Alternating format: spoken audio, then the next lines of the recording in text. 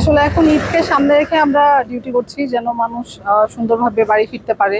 মূলত এটাই হলো আমরা চাচ্ছি।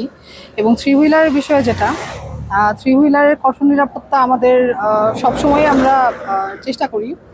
যেগুলো ধরতে পারি সেগুলোকে আমরা প্রসিকিউশন দেই, আবার কিছু কিছু আমরা ডাম্পিংয়েও রাখি। তো এখন সামনে ঈদ উপলক্ষে আমরা বেশিরভাগই আমরা ঘুরিয়ে দিচ্ছি যে অন্য রাস্তা দিয়ে আপনারা চলে যান। আবার কিছু কিছু আমরা না পারতে প্রসিকিউশনও দিচ্ছি। তো এভাবেই চলছে আর কি।